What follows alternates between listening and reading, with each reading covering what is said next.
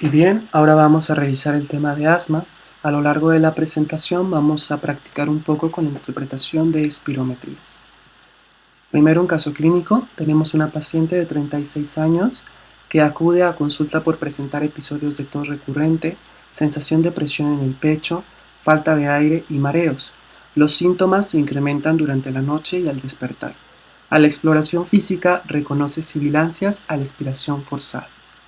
Importante recordar que el asma es una enfermedad crónica y primordialmente inflamatoria. Fisiopatológicamente intervienen tres fenómenos. El primero de ellos es un engrosamiento de la pared de las vías respiratorias, un aumento en la producción de moco y una respuesta exagerada, es decir, la broncoconstricción. Los síntomas cardinales del asma son la respiración sibilante, la falta de aire, opresión en el pecho y tos. Estos síntomas son los que presenta nuestra paciente. ¿Qué pruebas indicarías para confirmar tu diagnóstico? La espirometría con prueba de reversibilidad. Algo importante en el caso clínico es lo que dice aquí de que los síntomas se incrementan durante la noche y al despertar. Y realmente así sucede en el asma. La mayoría de los pacientes presentan más síntomas en estas etapas del día. Aquí tenemos la primera espirometría. Nos reporta una relación de 0.85 u 85%, es lo mismo, una capacidad vital forzada de 84 y un FEP1 de 0.72. Se hace la prueba de reversibilidad, se administran los 200 microgramos de salbutamol, 15 minutos después se realiza otra espirometría y el FEP1 incrementó en un 8%, o es decir, 90 mililitros. ¿Qué tipo de patrón revela la espirometría y cómo se considera la prueba de reversibilidad? Regresando a nuestro algoritmo, lo primero que voy a evaluar es la relación FEP1, capacidad vital forzada, que es de 0.85. Es decir, que inicialmente mi paciente no presenta obstrucción. Lo que voy a evaluar ahora es la capacidad vital forzada, que es de 0.84. Al ser mayor de 80%, se considera normal. Entonces, el patrón de esta espirometría es normal.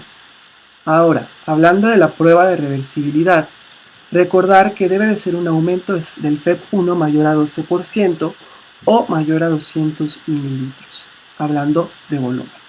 ¿De acuerdo? Algo que es importante en el diagnóstico de asma es que una espirometría normal no excluye el diagnóstico, como el caso de esta paciente, en donde la clínica nos señala exactamente que es un caso de asma. Importante también valorar antecedentes de la paciente, en este caso si tiene algún tipo de alergia, si sus familiares son alérgicos o alguien ha presentado asma, para tener una idea más generalizada de la situación de la paciente. Aquí tenemos un algoritmo que nos maneja la guía acerca de cómo hacer el diagnóstico.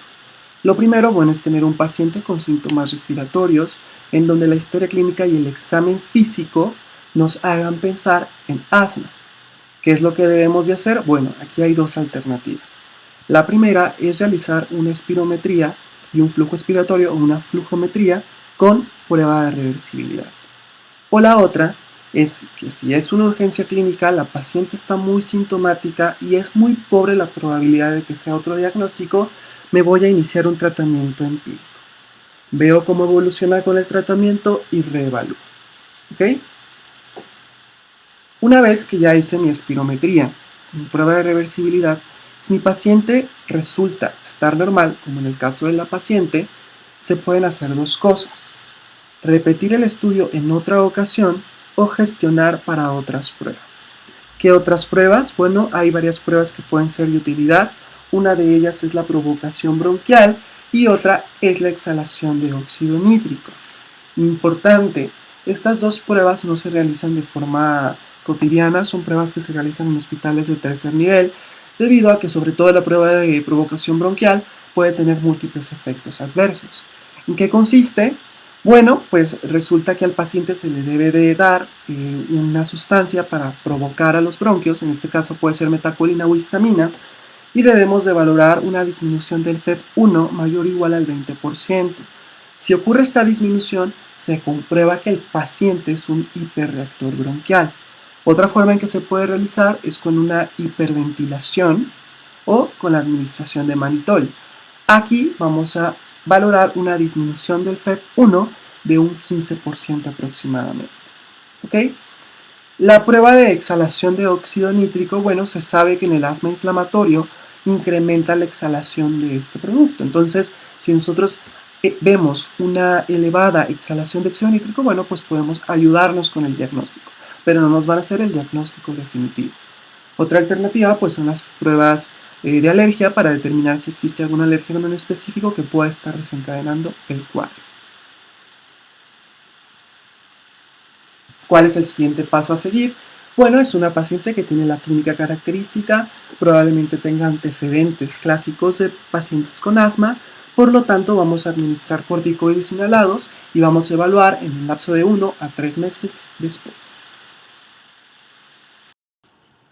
A la paciente se le administró budesonida 200 microgramos con formoterol 6 microgramos cada que fuese necesario, es decir, cada que presentara los síntomas.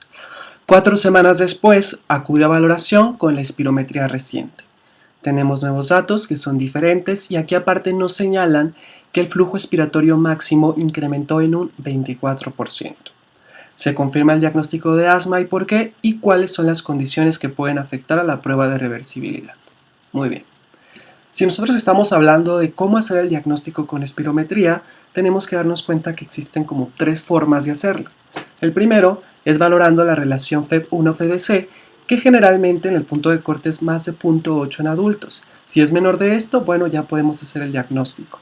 O pacientes, niños de 6 a 11 años con una relación menor a 0.85. Recordar que esto tiene que estar ligado con la clínica del paciente y los antecedentes y todo eso. Otro es que el paciente tenga reversibilidad positiva, que ya sabemos, el FEV1, un aumento de 12%, 200 mililitros del valor inicial. O en los niños, que es un poco distinto, que aquí no tomamos el valor inicial, sino el valor teórico. El FEV1 tiene que aumentar en un 12% del valor teórico en niños. En el video anterior ya vimos cuál es la diferencia entre un valor teórico y un valor inicial. Otra alternativa es una mejoría después de 4 semanas de iniciar con corticoides. En este caso, el FEV1 incrementa en un 12% o 200 mililitros del valor de referencia. Este es un nuevo término. ¿Cuál es mi valor de referencia? El FEV1 de la espirometría anterior. De la primera espirometría que obtuvimos un patrón normal. Recordar en los niños más de 12% del valor teórico y al momento de la flujometría un flujo expiratorio máximo que haya incrementado más del 20%. En el caso de la paciente nos dicen que el flujo expiratorio aumentó en un 24%, por lo tanto sí hubo una mejoría. Además, el FEV1 aumentó de 0.72 a 0.85. Sí hubo una mejoría. Por lo tanto, se confirma el diagnóstico de asma en esta paciente. Algo que es importante es que la prueba de reversibilidad se puede ver afectada si el paciente está en una exacerbación o infecciones virales. En el caso de la paciente, como estaba muy sintomática, probablemente por eso la prueba de reversibilidad no fue muy fidedigna.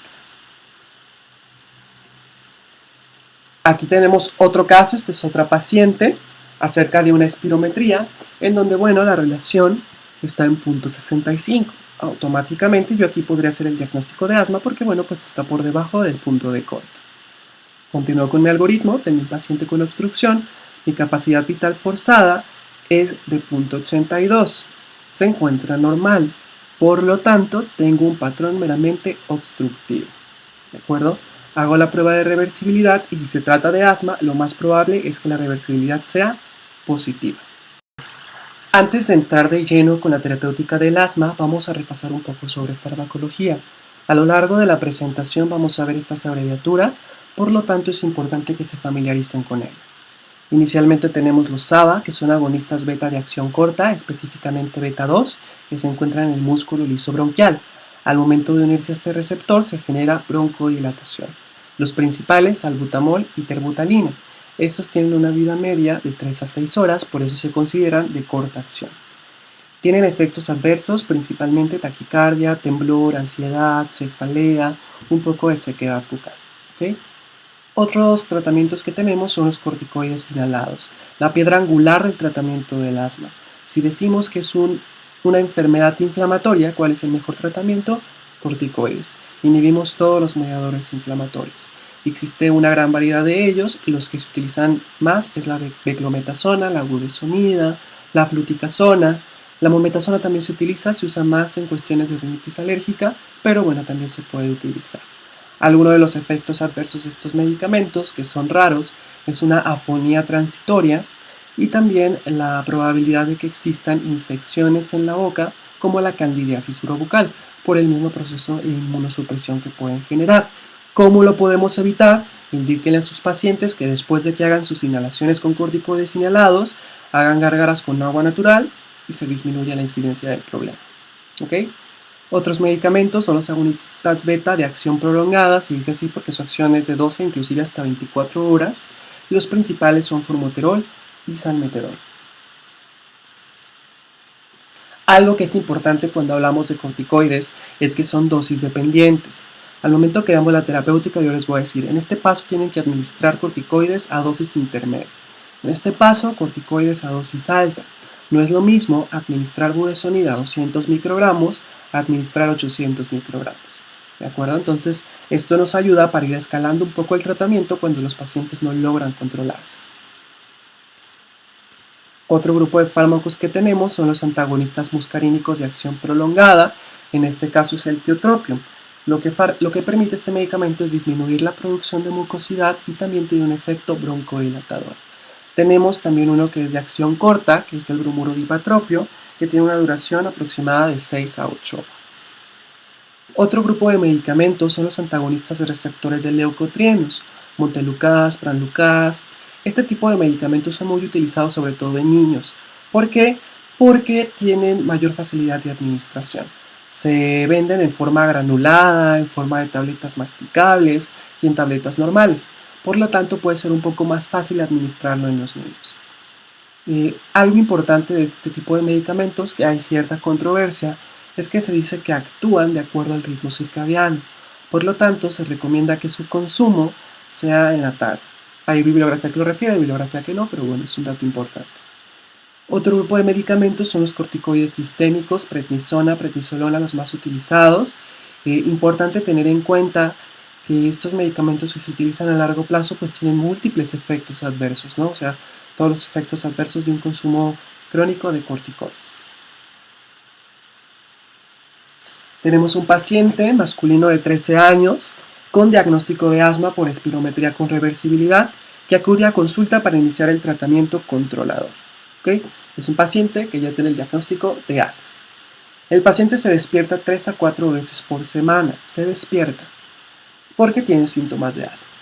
Actualmente utiliza salbutamol en monoterapia y refiere que utiliza 3 a 4 inhalaciones al día. Por favor, que al menos que cuando se termine esta práctica nunca den salbutamol en monoterapia a un paciente asmático.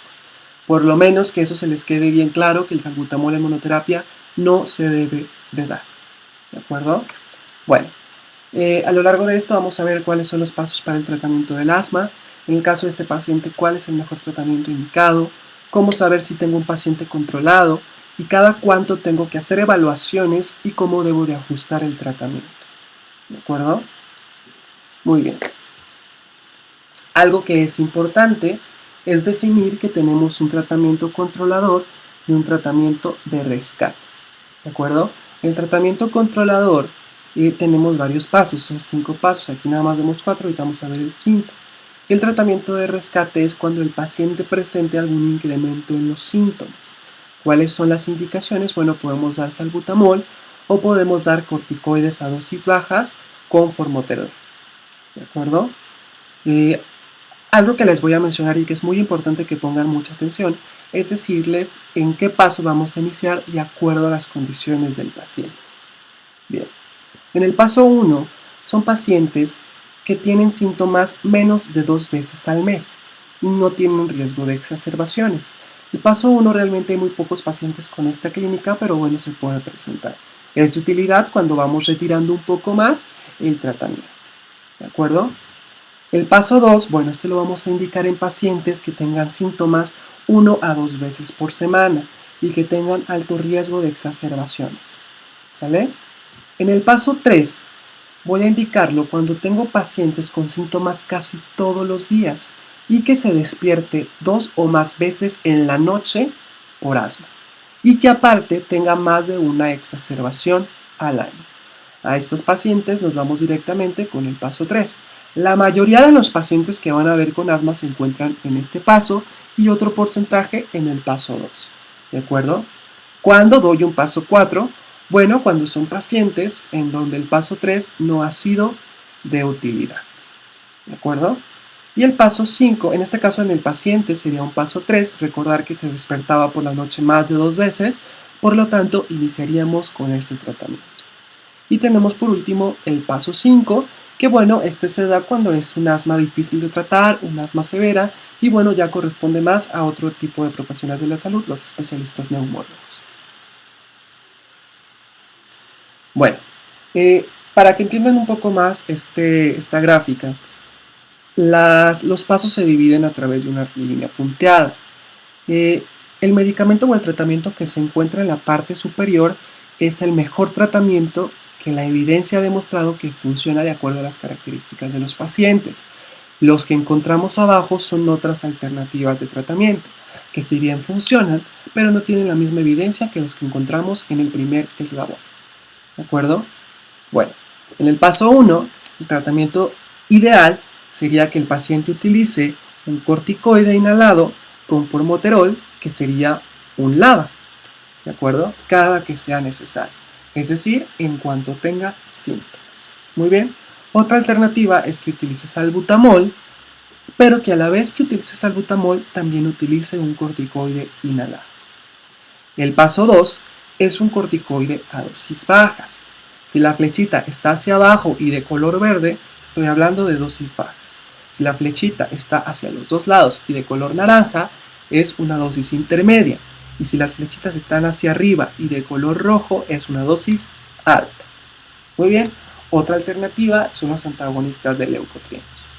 En el paso 3, que es lo más frecuente, bueno, es el corticoide inhalado más el LABA. En este caso puede ser salmeterol o formoterol. ¿De acuerdo? Otra alternativa es dejar únicamente el corticoide, pero a dosis intermedia, o un corticoide a dosis bajas combinado con un inhibidor de leucotrienos. ¿De acuerdo? Un paso 4 ya son corticoides a dosis intermedias asociado a formoterol o salmeterol. Otra alternativa es utilizar los corticoides a dosis altas junto con un antagonista muscarínico de amplio espectro o de larga duración, en este caso el tiotropio. U otra es utilizar los corticoides a dosis alta asociado a los inhibidores de leucotrienos. ¿De acuerdo? Recordar que si el paciente siente algún síntoma exacerbado o alguna complicación, bueno, puede acudir a su tratamiento de rescate.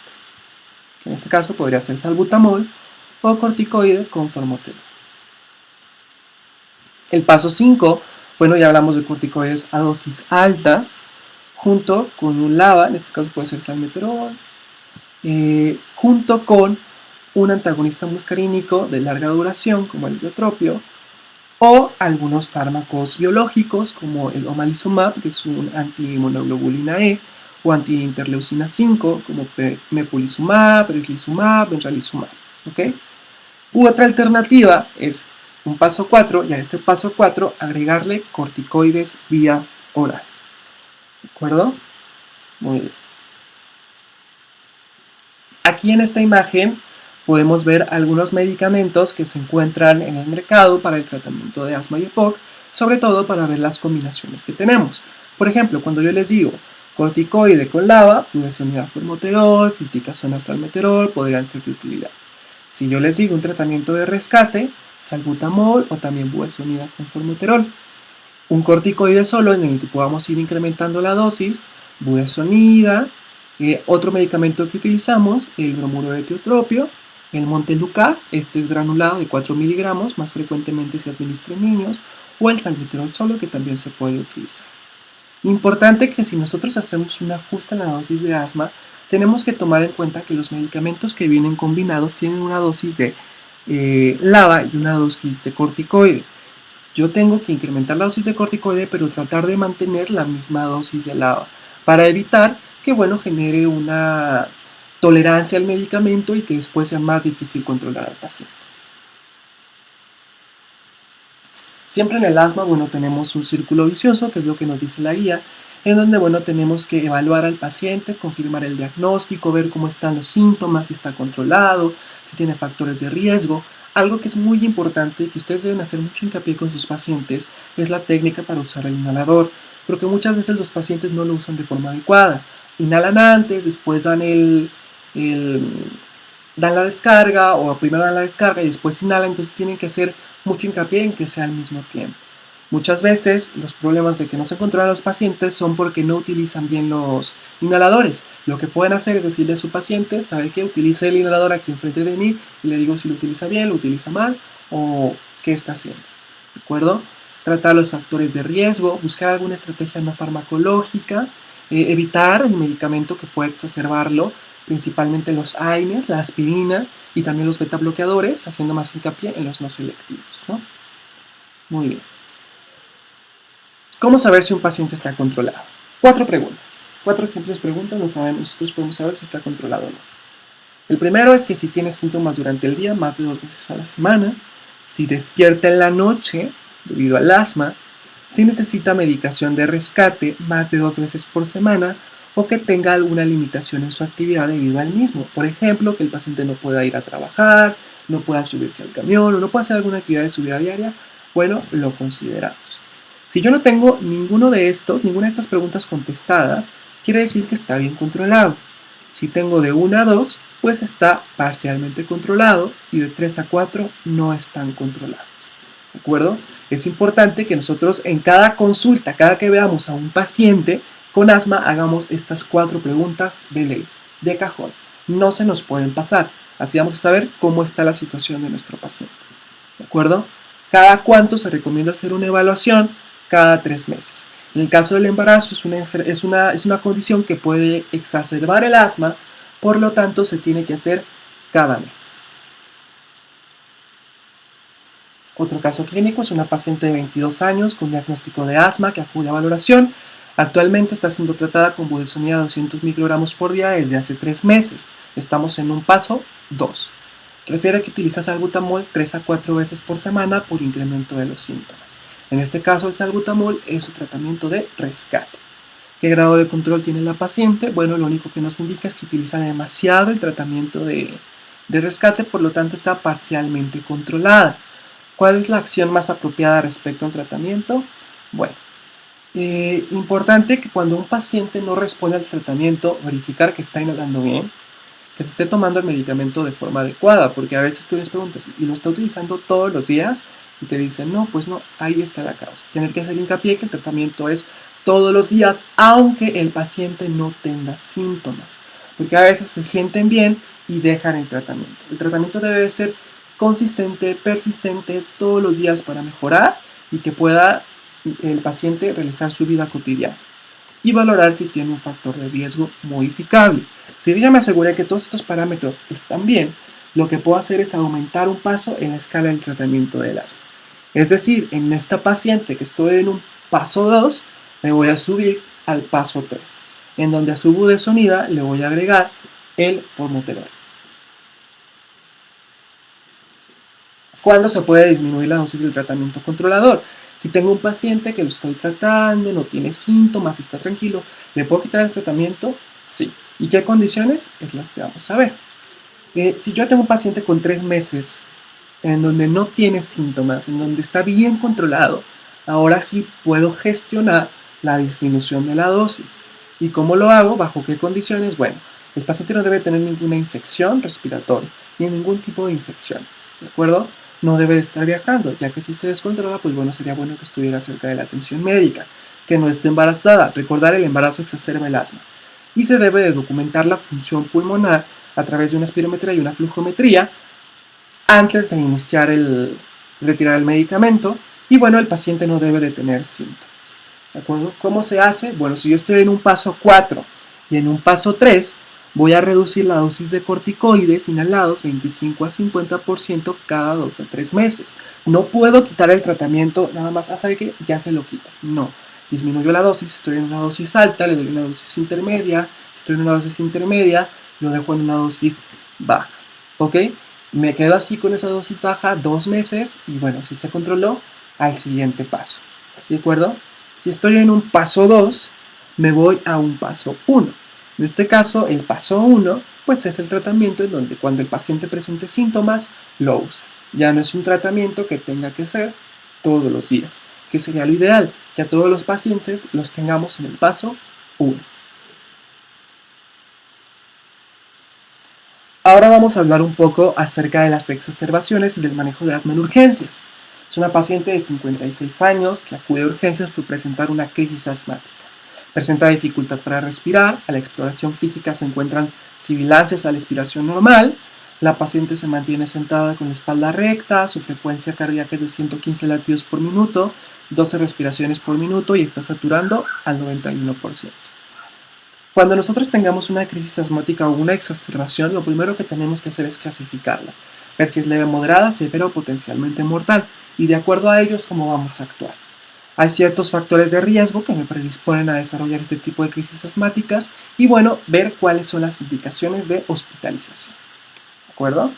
Esto prácticamente nos clasifica el asma de acuerdo a las crisis. Bueno, leve moderada, el paciente habla en frases, no está agitado, prefiere estar sentado, su frecuencia respiratoria puede estar aumentada, su frecuencia cardíaca se mantiene menos de 120 latidos por minuto, satura 90-95% y su flujo expiratorio máximo es mayor al 50% del valor teórico. Recordar que bueno, no siempre vamos a tener una flujometría a la mano para valorar este aspecto, pero bueno, podemos tomarlos estos en cuenta. Cuando es severa, el paciente ya no habla en frases, el paciente habla entrecortado. Generalmente se siente un poco más cómodo si se encorva hacia adelante, está agitado, está ansioso, tiene una frecuencia respiratoria mayor a 30 respiraciones por minuto, una frecuencia cardíaca mayor a 120 latidos por minuto, está saturando menos del 90%. Y bueno, si hacemos la flujometría, el flujo expiratorio máximo está por debajo del 50% del valor teórico. ¿Y cuándo es potencialmente mortal? Un tórax silente. ¿Ok? Yo pongo el estetoscopio y no escucho nada. Ahí ya es una crisis potencialmente mortal. Es muy diferente a escuchar sibilancias, ahí todavía hay paso de aire. En cambio, un tórax silente ya no tengo paso de aire. Somnolencia o confusión, bueno, pues porque la falta de oxígeno ya está comprometiendo la función cerebral. ¿De acuerdo? ¿Cómo la manejamos? Bueno, si es leve o moderada, lo que tenemos que hacer es iniciar inhalaciones con salbutamol, 4 a 10 inhalaciones con espaciador. ¿Qué es un espaciador? Esto que tenemos aquí. Este de aquí es un inhalador con dosificador presurizado y el espaciador tiene el objetivo de que no se pierda el medicamento, de que se llegue totalmente a los pulmones, ¿no? A la vía respiratoria. Se dan 4 a 10 inhalaciones inicialmente y se están repitiendo cada 20 minutos durante la primera hora. Además, se tiene que agregar un corticoide oral, si se fijan nada más en el caso de la exacerbación. Lo ideal es la prednisolona de 1 miligramo por kilogramo con un máximo de 50 miligramos. ¿De acuerdo? Se le administra oxígeno controlado a través de una mascarilla y nosotros vamos a tener un objetivo de saturación del 93 al 95%. ¿De acuerdo? Bueno, en el caso de estos pacientes, vamos a tener 3 condiciones importantes que evaluar. ¿Cuándo voy a medir la función pulmonar? ¿Cuándo voy a recomendar la administración de antibióticos? ¿Y cuándo puedo dar a mi paciente de alta? ¿De acuerdo? Muy bien. Una vez que mi paciente ya se estabilizó, que mi paciente ya está respirando, por decirlo así, por sí solo, puedo iniciar la medición de función pulmonar, idealmente a la hora. ¿De acuerdo?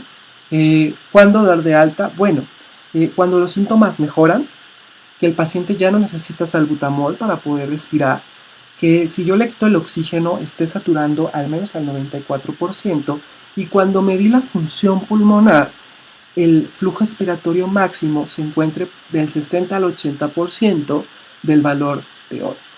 Esas son las indicaciones por las que yo le puedo decir a su paciente, ya puede irse a su casa. ¿Cuándo se recomienda administrar antibióticos? No se recomienda que se haga de forma sistemática, solamente en pacientes en donde se corrobore que hay una infección bacteriana. ¿De acuerdo? ¿Cuáles son los factores de riesgo para desarrollar las exacerbaciones? El tabaquismo.